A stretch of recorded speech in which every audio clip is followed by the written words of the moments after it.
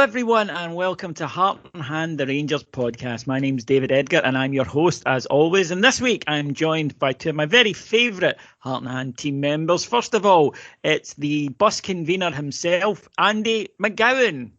Hi, David. Hi, folks. Hope we're all well. Now, I bet you never thought that your bus convening expertise would be the reason that you would be invited on to one of the shows, but this week we're gonna be racking your brain here a little bit, Andy. Don't rack too hard, mate.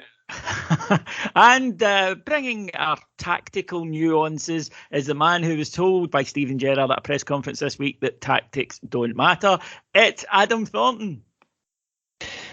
Yeah, a bit of a blow, I won't lie. I recovered from having your whole belief system turned upside down. Yes, I think the last 3 years have been a sham, frankly, but I'm over it, and I'm willing to get back on the horse. Do you know something? When I heard that, I laughed so much. It was actually quite painful. I think that seems very unfair of you, Andy. I was in the room at the time and I had to bite my lip, so I definitely understand. But I've been sent that Ralph Wiggum Simpson's gift more times than I would like to remember. It was after the Alice Kerr game, folks, which is the angriest I've ever seen Steven Gerrard in a press conference. And Adam was just asking about some of the tactics for the match, and the manager just cut across him and went, "It's not about tactics. They know what they're supposed to do. They just didn't do it in the first half." So I'm sure if you got him yesterday, he was in a very good mood. I've seen that. That was really nice. I was really happy for you and Martin. Yeah, considering the last thing you said to me before we went into the press room was, "Mind and ask a tactical question." I was like, I didn't know, did I? You savaged me before, and it's not very pleasant, I can assure you. But we'll be getting to Ross County, the actual match, in a minute. But before we do, there was an incident on a bus that was travelling to the game yesterday where the supporters were singing a racist song about the Celtic attacker Furuhashi. Subsequently, the clip was shared, posted, was picked up online. The Rangers announced yesterday that they would have an investigation and today announced the results of that investigation, that the supporters who were singing the song have been banned from the club for life, and that the supporters the RSC, rather, supporters club, will no longer receive away tickets for the match. Now, Andy, you run a supporters bus. We joke about how harsh you are on it, but is this perhaps the reason why conveners have got to be so tough on a bus? Because when drink is taken, people egging each other on, young guys, etc., it's potentially a recipe for trouble on a long journey. We laugh and joke about my bus, and it's nowhere near as bad as it's made out to be. But there is a halfway house that has to be reached, because these kind of things that happen on supporters buses, they then happen on the terrace, and then before we know it, we've got an away support singing that song, and that would have been a lot worse than 3-4 individuals on a bus on Snapchat. So I think there's a lot of things at play here. I'm not going to bore everybody to tears about the dynamics of being a bus convener, but there is a responsibility in every single Rangers fan, never mind every single Rangers supporters club, that we are held to a higher scrutiny. I don't think there's any doubt about it. But by the same token, post Kamara, I think we need to have a wee bit of a self-analysis, because after that we had a taste of what it's like to be on the other end of very unsavoury incidents, and I think we all felt in our heart how sorry we felt for Glenn Kamara when we saw that. And I think we've got to understand that some people look at Rangers and think, well, UEFA do us, and technically it's called racism. That's what they're doing us for when we get fined or when we get the partial closure. It was for, in inverted commas, racism. So we've got to have a look at ourselves in terms of what we do and how we act. I don't think for 1 second that our support actually has a bigger per capita problem than any other big club in the world, right? I think actually that's pretty bloody good when you look at the demographic and the kind of the situation overall. But we'll never get a pat in the back for it, and it's never perfect. That incident yesterday on the bus, Rangers had to do something. My first instinct was, well, why should the RSC be punished? Because I put myself in that position. If I had been somebody in my bus, am I meant to go up and chin them, cause a fight?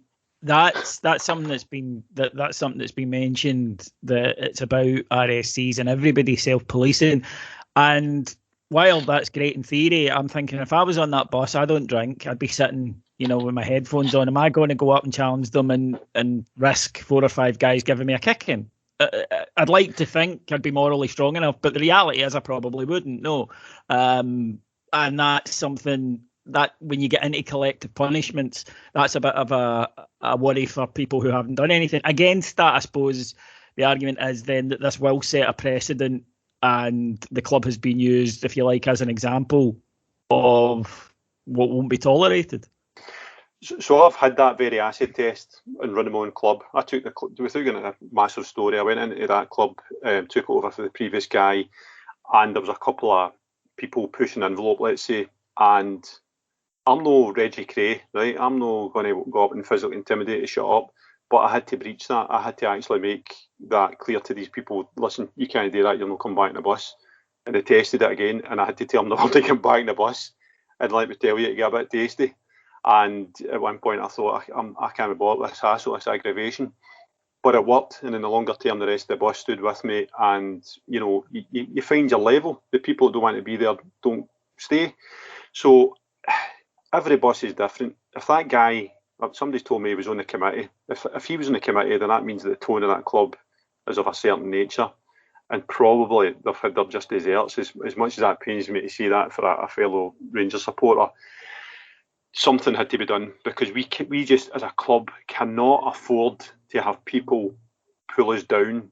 And anybody that's left in the Rangers support that doesn't know which way the wind is blowing in regard to these kind of the climate, I think, time's up. They really need to get a grip, and this should change the nature of discourse for the supporters, because I don't think in fact, I know for a fact there'll be supporters clubs today messaging on our group chat, on our Facebook, whatever it is, they communicate with their members saying, do not fucking film anything. Better still, don't be doing it. And therefore, you stop it happening in the supporters buses, you stop it happening in the terrace, and you've got a fighting chance of maintaining the reputation. And then we're not having to deal with things like this. Adam?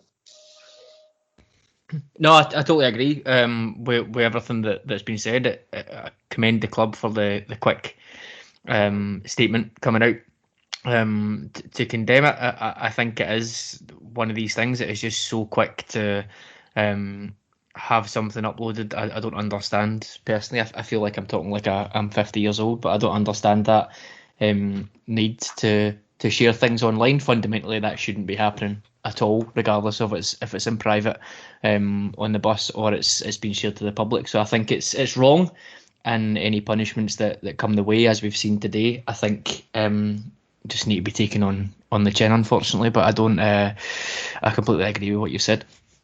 Yeah, at the end of the day, that's not a song that should be getting sung. It really is just that simple. Just don't do it.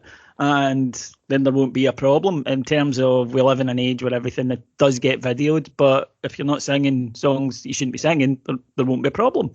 But sorry, Andy, go on. No, I was just going to say, I mean, there is a bigger picture. So these guys don't appear to be young 15, 16-year-olds that have had too much to drink. And there is a far, far wider topic of debate around cancel culture and social media and pylons and how things are reported, because there is always two sides to a story. And I'm quite, I listen to a lot of podcasts on that very subject in America. But in this instance, I cannot think of one other side of the story that mitigates for that. And that's probably the problem the guys have got. There's no defence for it. It shouldn't be happening. And they should know better. And everybody will know better now. And anybody that's left exposed to this kind of stuff, you really need defence and no excuse. There does need to be, I think, though, a trend towards rehabilitation for it. I don't think this should be guys who, never ever allowed to, pick up the strains of their lives, because jobs will be lost and stuff. And the argument is, well, they did that, they'll take the punishment. But as a society, we're supposed to believe in rehabilitation, education, etc. But anyway, wasn't a great start to the week, or the match day rather, but the match day would pick up when we started at Adam. Some changes to the side, and a bit of a strange game, really, because I thought Rangers were excellent in spells, scored 4 goals, could easily have, could have doubled it and probably should have at least added 2 more to it.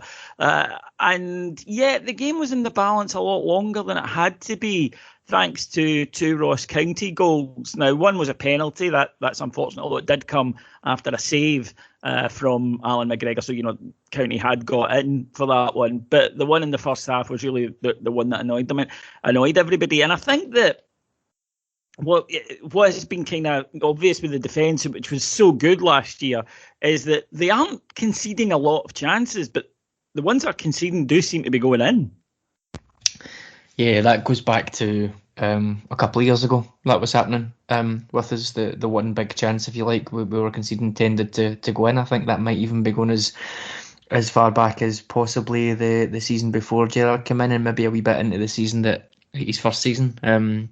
It's unfortunate. It's a terrible habit to have. It was a strange game. I think that goal, my initial reaction was it was quite a fortuitous goal for County, when you think the free kick that comes in is very, very high. The guy makes a mess of that going in my opinion. But then when you see Ross Callaghan kind of standing unmarked at the back post and he's able to go and get it, by that point the ball comes in. There's a couple of ricochets, a save from McGregor, and it falls to 2 County men in a row in the box, and they get a shot on target, and then they get the goal. I think that part of it comes down to just luck, where the ball is going to drop. But I think we could do a better job of marking in the first instance to make sure that Ross Callaghan can't get to that ball, and then going out to close him to make sure he doesn't get the ball into the box. But it was a strange one. Yeah, it's probably one of my more obvious opinions, but I think it's funny how goals change the perception of any performance. It's almost like little things get completely invalidated by 2 goals that we got early in the game. I agree. I thought we were better. We played up to Morelos a lot more. He was very involved. There were some slick passages of play. I don't think they were as slick as to say they were fantastic throughout.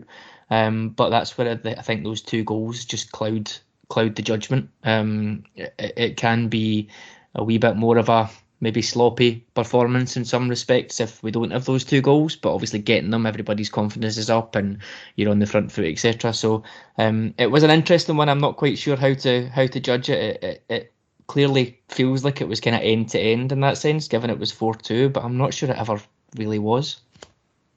Andy, you and I were at the game yesterday, and the first half an hour, Rangers were, I thought, absolutely superb. It's dominant. There was a zip, a vibrancy about us that we haven't seen enough of this season.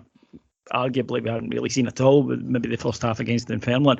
But certainly in terms of our attacking play, I just thought that, you could see what Glenn Kamara brings aside. There was snap and everything that we did. It was sharp. We were playing through the middle yesterday rather than just endlessly going out wide and putting crosses, and we were actually going through them, and that's where our chances were coming from. And in that opening half an hour, it was almost like, wow, they've remembered they're actually a really good team, and it was great to see them. Even just a little thing like Joe Aribo's goal is sensational, but the fact he was even trying it, that wasn't happening in previous matches. Mm-hmm. No, and coming out of the Malmo game after Dundee United in the first half at Al Ashkert, the comment I was making to everybody was, we've stopped doing what we're good at, which was 1-2s round the box, taking men on and committing defenders. And as you say, all we were doing was putting things out wide and hitting hope into the middle of the box. And yesterday we were the exact opposite. We were doing the midfield 3 were the difference, right? Because I thought we were playing some scintillating stuff, but even with that, if I'm being honest, I thought Hadji, Morelos and Kent weren't full pelt. I thought they were still a bit short in the first half in terms of their best. So it was heartening to see that we were still cutting through their defence, despite the 3 not being, at top form. Aribo brought it. I think I don't particularly like him playing midfield. I prefer him as one of the front 3, to be honest with you. But I thought Davis was brilliant again, and Davis is the only guy that you can really say has brought the same standard for last season into this season. In every game he's played, he's setting the tempo for us. And Kamara is just exquisite. The beauty is in his simplicity. He's just fantastic in keeping the ball moving, and he's just makes such a difference to our team. And the goals were brilliant. I thought that, again, Aribo, I want to see more for Hadji. So when I say Aribo brought it, Hadji's trying very, very hard. I cannot fault him for effort whatsoever. And I know you love him, David. I've still got a kind of fatherly question over him where I'm asking more of him. I want to see more for Yanis Hadji because I think he's capable of so much more, and I want to see him doing the kind of things at Kent last year. I'm not talking about beating men. I'm talking about having an impact on a game. He's a bit of a ghost, a bit of a ninja. Last year, he would find pockets and come at back post or get that killer pass. I think he's got a far more responsible position this year. I think there's more on him as opposed to being the second or third most important attacker. I think he needs to become the most important attacker. I don't know if that's unfair. I'm interested to hear what you two think. Well, actually, I was going to ask, I'll start with Adam, but we'll come back to you on it, Andy. Is there a shout for saying that, for what Andy's saying, and I agree with him, by the way, I think Hadji's talented enough, that him and Aribo should swap positions, really? That Aribo should be the one out in the wing and it should be Hadji who's at that central point where he can get on the ball more and maybe have the influence that Andy's describing. Yeah, 100%. That was what I was just about to say. I think for me, I agree with what Andy and yourself say. I think Aribo is better in that kind of right-sided role. He can knit that wing together, connect with Morelos, connect with whoever it is coming from deep and Tavernier. I think he does that well. But I like Hadji in the central midfield. You look at him and you think it might not work, but he was like an absolute man possessed on Thursday night against Alashkert when we went down to 10 men and he came back. His defensive work, I think, has always been great. People don't really seem to give him or just assume the type of player he is. He maybe doesn't get the credit for that. But the way that he covers, the way that he positions himself when the opponents have got the ball, he wins the ball back a lot. Maybe not as much as Aribo might, but he certainly isn't bad at it. I would like that.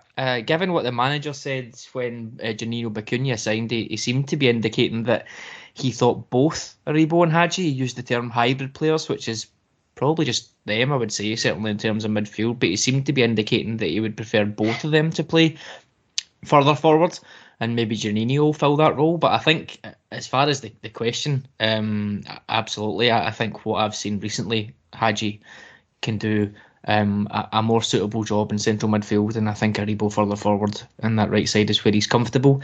I think Aribo was good in this game, very good, fantastic goal. Obviously, what I would say is he kind of always seems to turn up against Ross County. I don't know how many goals that is he's got. It seems to be an opposition that he likes, and these type of games are perfect for him. I think particularly in central midfield, I'm not as big a fan when it gets into the bigger games, but these type of games, having him in there as that kind of link player or breaking the rules player, as Gerard calls him, I think is perfect. Is it a physicality thing, perhaps, Andy, in the manager's mind? I mean, because Joe Aribo he's a huge guy. I mean, he really is. He's an athlete, but he's very, very big and strong and powerful guy. And he can tackle. We've all seen him go in and win the ball. He doesn't, dive in, but he's got a really good ability to come away with the ball. And the manager might look at Hadji, who is smaller, who is slighter. But as Adam said, really the one opportunity we've got to see him play there was against Alashkert, and I agree. I thought he was tremendous in that defensive side of the role as well. Now, the level of opposition does need to be taken into account, but the situation was a difficult one. And he said afterwards in the press conference, I'm on at the coaching staff all the time. I can play as a number 8. I can be in there and I can do that.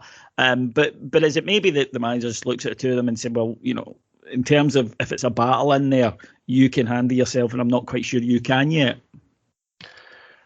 If that's what you're saying, I agree. I think Hadji, there's no question about his endeavour and his desire, right? And that's a major thing, because we've had other players in the past that have the ability and never had that. So, but I do think that there is a question mark over, and I don't want to say the rough and tumble, because I'm talking about in Europe as well. He's just not strong enough if you really need it. And that's something that I know he's working on, because you can see it in his physique. But sometimes you're either a tackler or you're no. And I'm not sitting here saying in the old Scottish tradition, he can't tackle.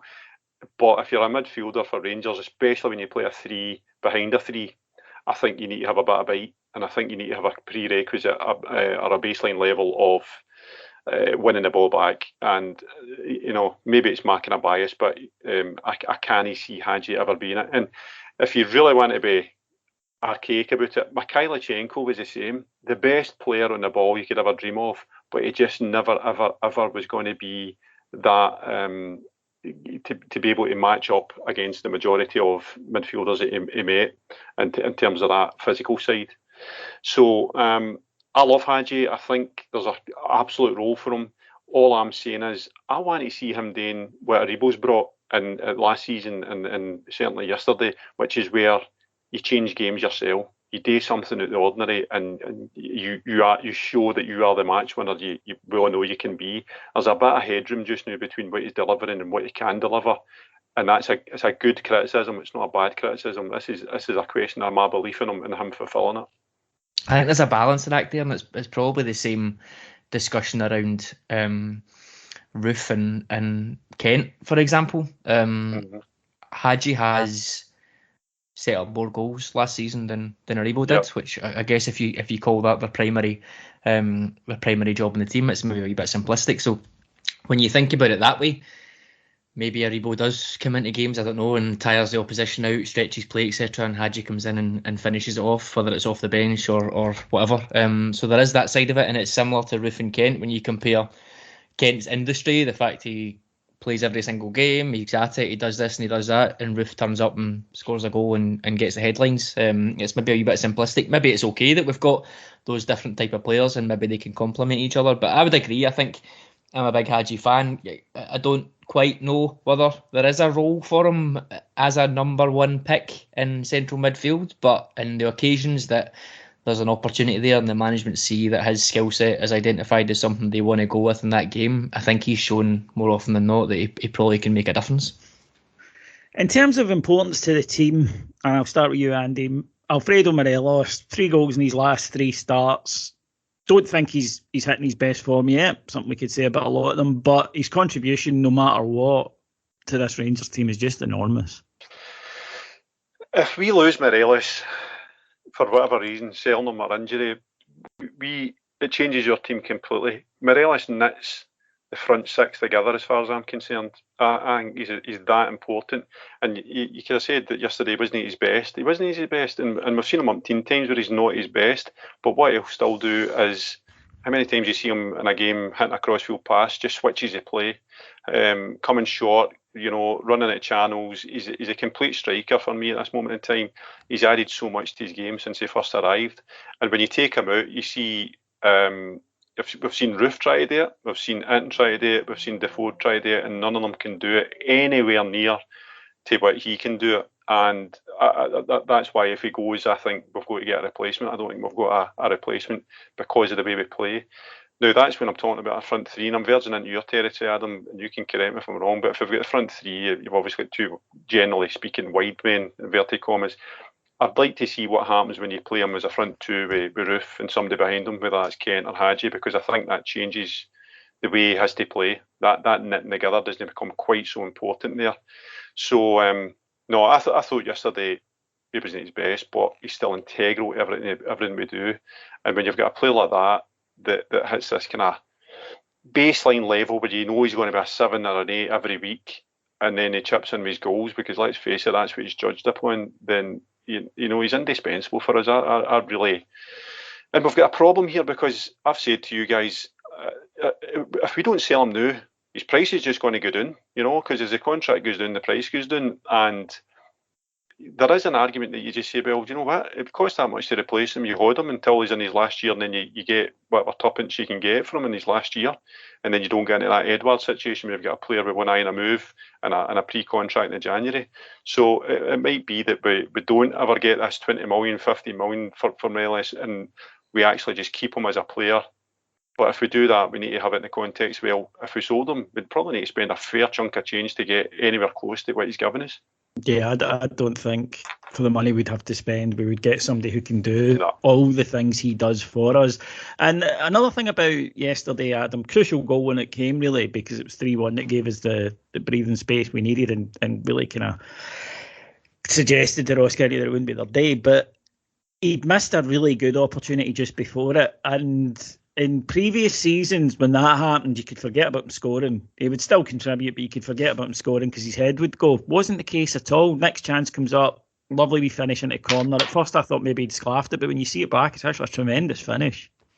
It is. It's a wee bit behind him as well. It capitalises on I think is it Hadji or Davis that finds him on the edge of the box after a wee bit of a clearance. It's a lovely finish, and it sums him up. That 60 seconds essentially. He missed an easier chance when he was clean through and goal, and then he scores that one. I'm with you guys. I've changed my mind coming into this season. Obviously with this player trading model, I think most people were saying possibly Morelos and Kamara would be the two that, not by any stretch that anybody would want to go, but the two that maybe would fetch the value. I don't know whether it's post Malmo panic, but for me, I don't think either of them were in a position to let either of them go, unless we're into ridiculous money, which I don't really think is forthcoming. So for me, I'm looking at other options in terms of who we can afford to let go. I don't think either of them are so crucial to the way that we play. The point about Morelos and Roof that Andy made is an interesting one. They only actually played 8 games together in the league last season. It was about 500 minutes or so. So not a huge amount. Obviously, there was a wee bit of rotation and Roof was injured for a couple of spells. So they never actually played too much. But I agree. I think the two up top with Kent in behind that we did in both Celtic games at the end of last season, that's what I'd like to see a bit more of. Having 2 goal scorers on the pitch is something that we should always be doing. I understand the benefit that Aribo or Hadji coming off the right hand side or Scott Wright give to us, but for me, I want to see us go and dominate, and I want to get both those goal scorers in, ideally with Kent in behind. And you've also got the added bonus as well there, that if you're playing a number 10 in behind, you're arguably playing Hadji or Aribo in their preferred role if they were to get the nod as well. So that's before you even come to the guys on the bench that apparently are better suited to playing in a 2, such as Sakala and Itten. So I did think we'd have seen that maybe now, really, over the last couple of games. I thought we might have seen something like that happen. Obviously, there's been a lot of disruption to the squad, but it's certainly something I'd like to see more of going forward. But see, we're seeing it at the end of games when they make substitutions. I think I might be Fairman, and certainly yesterday when the substitutions were made, we ended up with that, with 2 up front. And I like it because they're 2 killers. I always talk about these killers. They're 2 players that if you put them in the right position, they're going to kill teams. I don't mean that in a disrespectful way to Ken or Hadji, but you don't have that. Morelos and Roof, I think, are 2 deadly players. And it's an option that I agree, Adam, we should have that more settled in terms of being able to switch to it. Because I think you would still class it as experimental, apart from the 2 Celtic games, which was fairly specific. So I want to see both of them in the same team, but you have to give up something to do that. In terms of the defensive situation now, Calvin Bassey's got the left back slot at the moment. Borna Barisic, I think we would all agree, was shit out of form. He was coming back from an injury. People will remember at the Euros that he was struggling with injury, so it was maybe to be expected. But that's been a change the manager has made. He's been swapping about, so far this season, goalkeepers, and he's been swapping about centre-halves, which is something that he's done really since he arrived. And one of the things I get asked a lot is, at press conferences, why don't you ask him why does he pick Balogun ahead of Helander? I've asked him it twice over the last year, and other people have asked him it that I've heard, and the answer is always the same. It's always, Phil can't play every game. We need to manage his body and his minutes correctly, and that's why he'll bring in Liam Balogun. He likes Balogun in games that will dominate the ball, and he likes Balogun because he thinks he's a bit quicker when we're going to have the ball and maybe need to be dealt with on the break, is how the defending will be done. But Adam, we haven't played the same back 4 and goalkeeper 2 games in a row so far this season. It's the age-old question then, are you better with stability, or is it a case of saying, well, we could have let Barisic in this side, but he's not playing well enough for that. We could leave Helander in, but he'll come a cropper in a month or 2 if we do that. It's a tough situation to sort out. It's the same across the whole team, to be honest, in terms of that flexibility. From the top of my head, I think we've probably only played the same midfield 2 or 3 times in the what are we at now? 7 games so far. I think you're talking about a maximum of 3 times as well for the forward line. It has been horrendously disrupted, and it's not an excuse by any account, but there's absolutely no way it doesn't have an impact when you think about the disruption of the summer, players coming back, all that stuff. Of course it has an impact, and I think we see it in the defence. Obviously I agree with the theory in terms of Balogun playing in those type of games and Helander playing in the others. Personally, I don't think the overall package is good enough. I think I'd be willing to concede that Helander may not be able to play a slightly higher line because of Helander. I think, okay, that's fine, but Helander is a much better defender. I feel more assured when he's there. So if I was choosing, I would be picking Helander in 9 out of 10 of the games. I understand we don't see a lot of the behind the scenes in terms of fitness and coaching and all that sort of stuff. There's many more decisions that we don't see.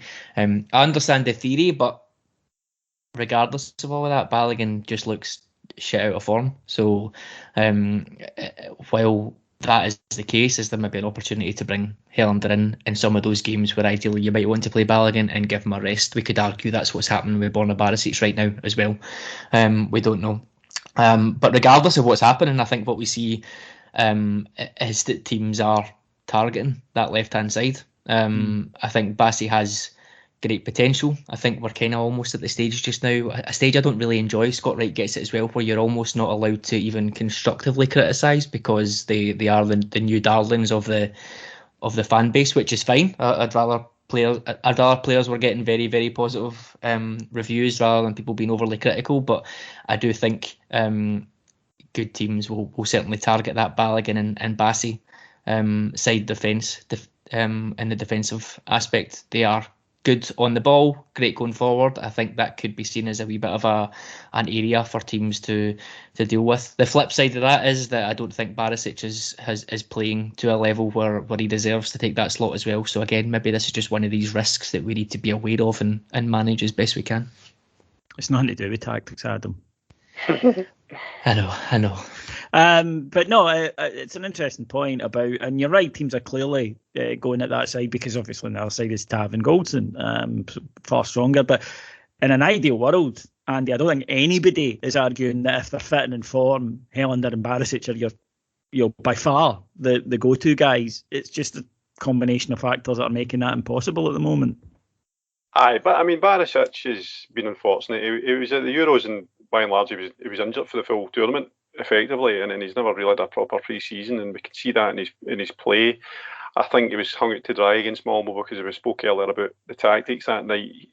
He was basically asked to run up and down that wing all night and try and get as many good balls into the box as he could against a very aerially adept defence. So if you're talking to me about Bassey, I think he's got a lot of promise. I don't think he's a ready-made replacement just yet, but he will be benefiting for this wee run he's getting in the team, this wee bit of responsibility. But if you're telling me that there's not a disparity in quality between the two, Barisic and Bassey, then we'll disagree.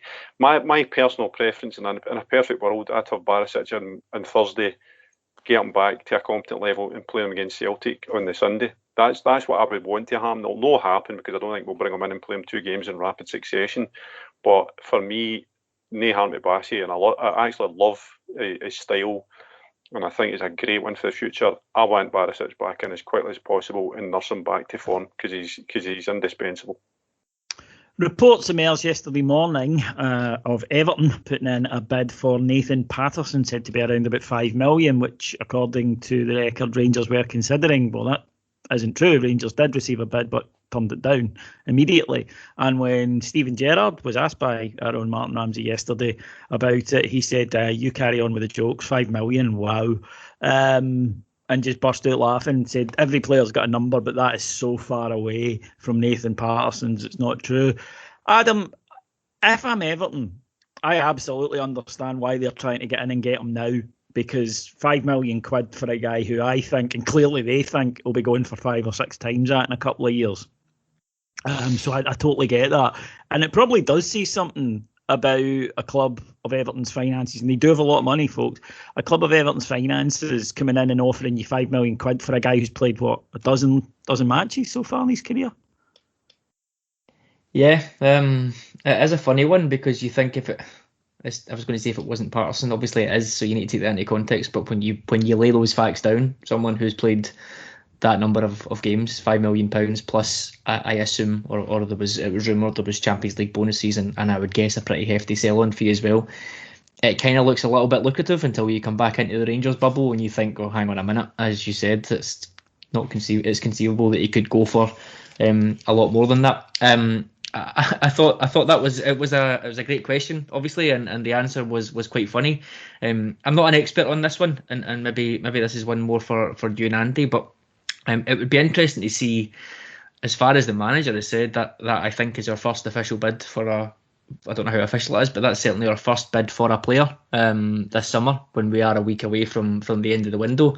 If we have this funding gap, I don't know how crucial the need is to sell a player this summer. If it's just a want rather than a need in terms of getting that rolling, I don't know. But if it gets to the last hours of the window, is there a number that Everton could hit that maybe quite less than we as fans would expect, maybe even what the club would want? But if there is no other bids, is there a concern there? I don't know what the ins and outs of the finances are, but that's certainly one to monitor. Andy, what's become a very famous quote already by Southampton's CEO a week ago was he's never known a situation like this. There is no liquidity in the market. And so, the big clubs are spending their 80, 90 million on one player, but that just stays among them. What's not happening in England are the 20, 30 million pound deals, which kind of grease up the whole market. And Adam makes a good point. If we need to sell somebody, you can only sell who people want to buy. And we can look at Glenn Kamara and even Alfie and think, why isn't nobody bidding for them? They would do so well in various leagues. But that's the reality of the situation. If Everton were to come back, and they'd have to more than double it, there's no doubt about that. But Adam's right that you then are, as a club, you're going, well, he's a guy that leaves who doesn't immediately damage the side, really, in terms of him leaving, because he's not a first pick, and it plugs this funding gap. Against that, there is the genuine worry, and a realistic one, I think, borne out by Steven Gerrard, Steve Clarke, and now Rafa Benitez, that this boy is incredibly special. Yeah, I'm going to say something that folk might not like. There's no guarantees with Nathan Patterson. At this moment in time, there is no guarantee. And we only need to look at Alan Hutton. We sold Alan Hutton for what was then a lot of money. Was it 9 million, something like that, on the back of half a good season? And if we'd kept on him, would we have got more than that again? I think that's doubtful. So I'm making a bit of an equivalence there. But Nathan Patterson, if he stays at Rangers, I think it'll be, forgive me for using his name, but it'll be another Kieran Tierney. I think that's what happened to him. So when I say there's no guarantees, I think they will be a Caracas, right? However, we don't know the truth of Rangers' positions, because the only people that will know that are the guys that have been shoring it up, and that's the board of directors. And I think also generally in football there's a bit of a denial amongst football fans because nobody's went to the wall or nobody's really seen any tangible impact of COVID. I think everything's just the same as it is, and it's no, the market's totally different. We've benefited from it as well, but buying players for reduced fees like Hadji even back then. So it depends on what we need as a club. If our board of directors are sitting there saying, well, we've got an asset there and I'd rather keep him than sell him for 10 million or 12 million or whatever that golden number is, then he'll stay a Rangers player. If we do need, through necessity, to shore up a bridging gap, then there will be a figure that will be arrived at, whether it's for Patterson or Kamara or whoever. So I think as Rangers fans, we need to be very, very realistic. And we need to actually make our peace that we will sell players that we don't want to sell at different points in time. And ideally what you want to do is get a couple of years out of them, rinse a bit of success out of them, and then say, on you go, with best wishes, and take a cheque for them. Unfortunately, that's the model that our good friends across the city have been doing, and we need to replicate it. It'd be a sore one to lose Patterson. It really would, because we had it with... in the past, in a lesser fashion, when we lost Lewis McLeod, right? I'm not comparing the two, but at that point in time, he was our kind of golden light, the boy that came through the ranks, the one guy that we were watching that we had a bit of hope for, and he was sold to keep the lights on back then. It's not quite the same now, but it's reality. We've really got to make our peace with it. we will be a selling club when the time is right. And sometimes it may be unpalatable, and the more hysterical in their support that don't really have the context, and I don't blame them. They will react badly to it, and this might be the first test. This might be the one where we get offered 50 million for Nathan Patterson, and we say, do you know what? Let's cash in our chips. Can we go out and get another right back to replace Tavernier for some of that, a quarter, a third of that? Probably. So you've got to look at it in that context, and it's all about realism, perspective, and our board. Our board have done more than enough in terms of putting their hands in their own pockets. Are they willing to do it for another year? Who knows? They might be sitting there thinking, if we get Champions League at the end of this, it's an automatic entry. That might be the last throw of the dice in terms of shoring up funding gaps. I don't know.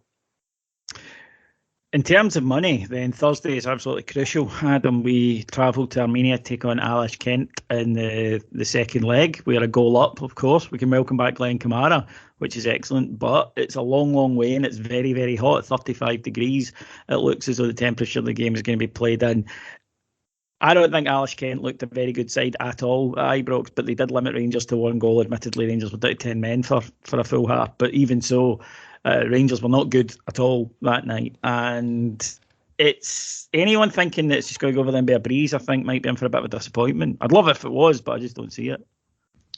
I think, as we said about the Ross County game, we were very, very good in the opening exchanges, and we turned it on when we needed to get done what we needed to get done. I think if we approach this one in the same way, we don't need to go hell for leather at it. I think we can try and get a couple of early goals, absolutely fantastic. But if not, I think we can possibly just do the same as we done. I think we seen that they were not great, maybe not as poor as we were expecting on the ball, but when they came across the halfway line, even with 10 men, they didn't really look like they were that they had much. Goldson and Helander just gobbled up everything that was coming at us. They also played this afternoon. They drew 0-0, I think it was, certainly the last time I checked. So they've got another 24 hours on us in terms of, or we've got 24 hours on them, sorry, in terms of rest and preparation, etc. So I think that's another advantage. Obviously, we've got the flight. But they weren't great. We weren't great. I think a couple of goals probably still would have been okay on the night in terms of how many chances we created. I'm expecting us to go over there and have a professional away performance. I was going to reference Ufa, but hopefully it's not anywhere near as nervy as that in terms of the 9 men, etc. But we need to go out and just get the job done with minimal fuss, I think, given what we've got coming at the weekend. Andy? It's a kind of fixture that gives me the fear, but it's an irrational fear. And I think if we go over there and kind of play in the same fashion as we did yesterday, then there should be no issues whatsoever. I mean, it's going to be really, really hot over there, but we are a fairly seasoned unit now in Europe, and therefore I'm fully expecting us to see it out. If we don't, then we deserve everything we get, because there'll be no excuses whatsoever. But let's not even think that way. Nah, you're totally right. I agree. I think we will do the job on Thursday. We absolutely need to. Right, folks, that will do us for this week on the Heart and Hand flagship. Cammy will be back on extra later in the week. But of course, if you want to hear more from us, and in fact, if you want the news stories as they happen, as opposed to waiting the next day for it to be in the paper, like the press conference yesterday, then go to patreon.com/heart and hand, where from just $1.99 per week, you will be able to hear all of us a lot more. My thanks then to our executive producers in London, Mike Lee and Paul Myers, and my thanks to Adam Thornton. Cheers, David. To Andy McGowan. Cheers, David. Cheers, Adam. And I'll talk to you this time next week. Till then, take care. Bye-bye.